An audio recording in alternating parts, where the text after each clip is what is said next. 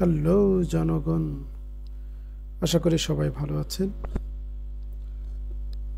আপনাদেরকে সুন্দরবনের যে প্রথম পর্ব দেখিয়েছিলাম, তারপর দ্বিতীয় পর্ব দেখার জন্য সকলকে আমন্ত্রণ জানাচ্ছি। তাহলে চলেন, দ্বিতীয় পর্বে সকলকে স্বাগতম। আমরা প্রথমে দেখতে পাচ্ছি সুন্দরবনের যে করমজল। এখানে ঢুকেই আপনি দেখতে পাবেন একটি সুন্দরবনের একটি সামগ্রিক ম্যাপ। এখান থেকে মোটামুটি আপনি একটি ধারণা পাবেন যে সুন্দরবনের কোন অংশে কী রয়েছে এবং কোন নদী বা কোন খাল দিয়ে আপনি কোথায় যেতে পারবেন। মোটামুটি সামগ্রিক একটা ধারণা এখান থেকে পেয়ে যাবেন। এবং এই ধারণা নিয়ে আপনি যদি গভীর জঙ্গলে প্রবেশ করেন, তাহলেও আপনি মোটামুটি এটি থেকে আপনি সুন্দরবনটি ভ্রমণ করতে পারবেন। তো ম্যাপ দেখা হয়ে গেল, এবারে আমরা আরও একটু সামনে এগিয়ে যাই। চলুন দেখি আমাদের জন্য কি অপেক্ষা করছে।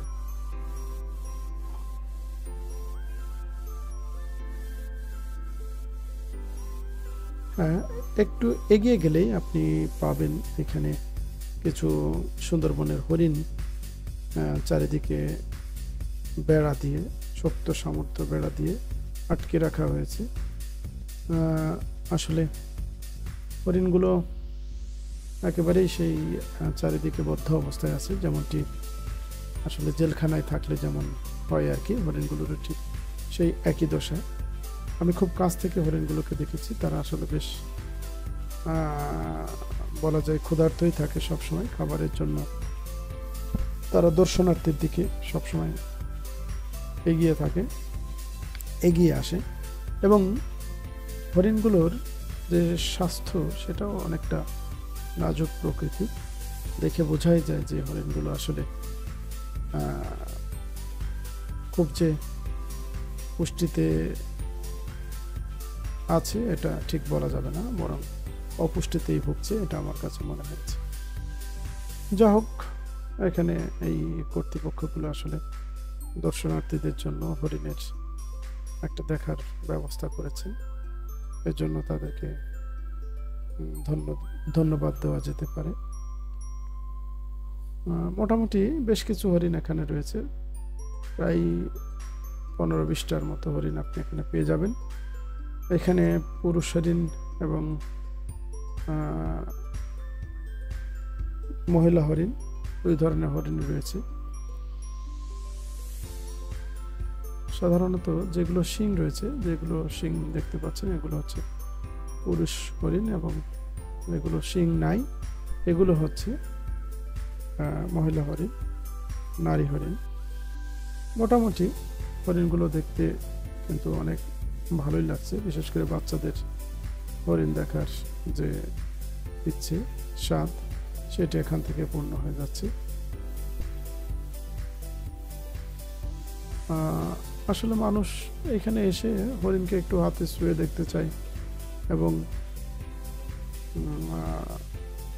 পাশেই হরিণের জন্য খাবার বিক্রি হচ্ছে। এখান থেকে খাবার নিয়ে আপনি একটু হাত বাড়ালে হরিণগুলো আপনার হাতের কাছে চলে আসবে। আপনি চাইলেই হরিণগুলো ছুঁয়ে দেখতে পারবেন। তাদের মাথায় শিং, এগুলো ছুঁয়ে দেখার সুযোগ আছে। আমিও চেষ্টা করেছিলাম এবং দেখলাম যে না, হরিণগুলো খাবার দিলে বেশ কাছে আসছে এবং হাতের নাগালে আসছে। এই বিষয়টা আসলে দর্শনার্থীদের মোটামুটি একটু হলেও ভালো লাগার সুযোগ তৈরি করে দেয়। এরপর আমরা আরেকটু যদি এগিয়ে যাই, তাহলে দেখতে পাবো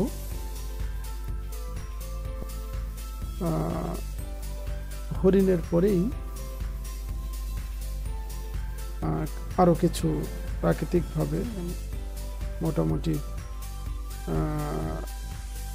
খাঁচা তৈরি করে কুমির রাখা হয়েছে এখানে দর্শনার্থীদের জন্য। সুন্দরবনের কুমির আমরা দেখতে পাচ্ছি যে একটি বড় সড়ো কুমির আসলে এখানে একেবারেই চুপটি করে শুয়ে আছে। আসলে যেটি মনে হচ্ছে যে রোদ পোহাচ্ছে, আসলে কুমিরের শরীরে সূর্যের তাপ বেশ দরকার পড়ে। এটা কিছু সময় পর পরই ওরা চেষ্টা করে পানি থেকে উঠে এসে আসলে রোদ শরীরে লাগানোর জন্য। এখানে ছোট বড় আরো অনেক কুমির আপনি দেখতে পাবেন, বিভিন্ন সাইজের কুমির আছে। আসলে এখানে কুমিরের প্রচুর পরিমাণে বাচ্চাও রয়েছে। এই বাচ্চাগুলো এখানে খামারে রাখা হয়েছে। এই যে আপনারা দেখতে পাচ্ছেন ছোট ছোট কুমিরের বাচ্চাগুলো।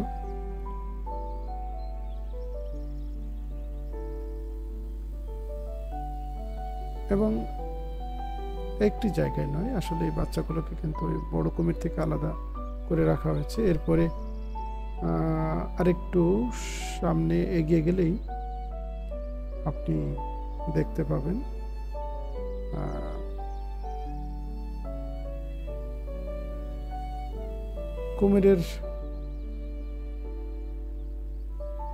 কুমিরের পরে আসলে এই যে আমরা দেখতে পাচ্ছি যে বনের অগ্রভাগ এইখানে অগ্রভাগেই আসলে যেতে যেতেই আমরা প্রথমেই কিছু বানরের দেখা পেয়ে গেলাম। বানরগুলো আসলেই দর্শনার্থীদের কাছে যে খাবারগুলো থাকে সেগুলো আসলে নেবার জন্য বেশ মুখিয়ে থাকে। আপনারা একটু সাবধান থাকবেন যারা এখানে ঘুরতে আসবেন, বানর থেকে সাবধান থাকবেন। আপনার কাছে যদি কোনো খাবার থাকে তাহলে কিন্তু আপনাকে আক্রমণ করতে পারে এবং খাবারটা ছিনিয়ে নিতে পারে। তো আমরা মোটামুটি বনের যে প্রথম অগ্রভাগ যেটি আমরা দেখতে পাচ্ছি, এই পথের দিকে আমরা এগিয়ে যাচ্ছি। এই যে এখানে হাঁটার পথ, মোটামুটি এই পথটি এই প্রান্ত দিয়ে শুরু হয়ে ওই আবার ঘুরে বাম পাশে প্রায় 1100 থেকে 1200 মিটারের মতো পথ, এবং তার উপরে গিয়ে আরো একটু ভিতরের দিকে আর একটু পথ রয়েছে, সেটা প্রায় 700 থেকে 800 মিটারের মতো। সব মিলে এই হচ্ছে আপনার দর্শনার্থীদের জন্য বনের ভেতর দিয়ে পায়ে হাঁটার একটি ব্যবস্থা এখানে করা হয়েছে, যা মোটামুটি যারা দর্শনার্থী আসেন তারা বেশ বনের ভেতরটা একটু ঘুরে দেখতে পারেন। প্রথমে আমরা একটি বানর দেখছি যে গাছে উঠে রয়েছে, এবং মোটামুটি বিষয়টি আসলে অনেকের ভালো লাগে। আপনারা হাঁটতে হাঁটতে সুন্দরবনের যে গাছ রয়েছে, বিভিন্ন প্রকার গাছ রয়েছে, সেগুলো দেখতে পাবেন। বিভিন্ন প্রজাতির গাছ কিন্তু সুন্দরবনে রয়েছে, বিশেষ করে সুন্দরী, তারপরে গরান, এরপরে রয়েছে কেওড়া, এছাড়াও বিভিন্ন ধরনের গাছ রয়েছে যেটি আপনি যেতে যেতে আপনার চোখে পড়বে। তবে যে বিষয়টি আসলে আমাদের চোখ কখনোই এড়াবে সেটা হচ্ছে প্রচুর পরিমাণ বানর কিন্তু আপনার পথের সঙ্গে হিসাবে পাবেন। বানর যে বাতরামি, এগুলো দেখতে দেখতে আপনি আরো বনের ভিতরে এগিয়ে যেতে পারবেন।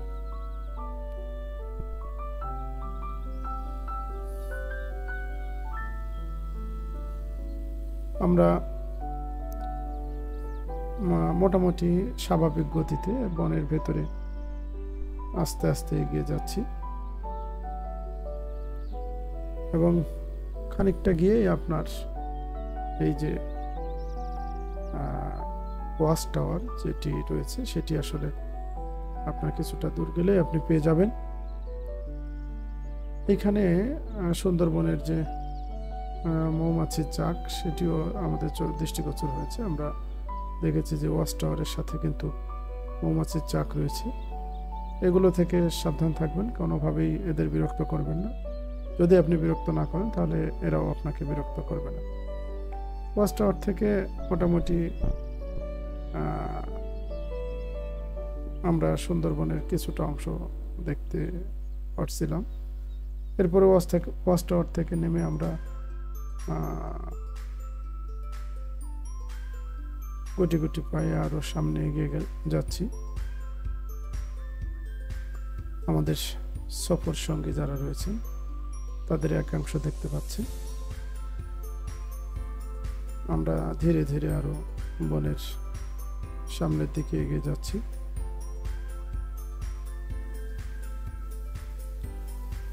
যেতে যেতে আরো একবার বলি, আপনার চোখের সামনে বিভিন্ন ধরনের সুন্দরবনের যে গাছ রয়েছে সেগুলো দেখতে পাবেন, এবং ছোট ছোট যে খালগুলো রয়েছে সেই খালের যে পাশে যে গাছগুলো রয়েছে, বিভিন্ন ধরনের গাছ, গোলপাতা সহ অন্যান্য গাছ রয়েছে, সেগুলো আপনাকে মোটামুটি একটা অন্যরকম অনুভূতি দিবে। এই যে আমরা একই জায়গায় একটু দাঁড়িয়ে সবাই ক্যামেরা বন্দী হওয়ার চেষ্টা করেছি কিছু স্মৃতি রাখার জন্য।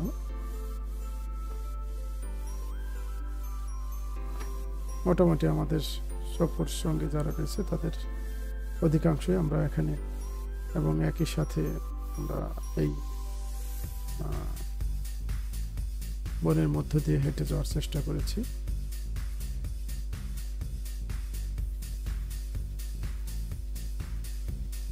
আপনারা দেখতে পাচ্ছেন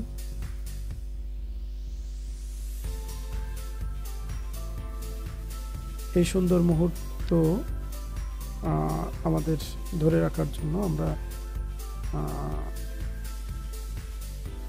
একটু সময় নিয়ে আমরা বিভিন্ন ক্যামেরায় কিন্তু আমরা এই স্মৃতিটা ধরে রাখার চেষ্টা করেছি এবং বিভিন্ন অ্যাঙ্গেল থেকে ছবি তুলে সেগুলো আমরা সংগ্রহ করার চেষ্টা করেছি। এরপর আমরা আরো সামনের দিকে এগিয়ে যাচ্ছি।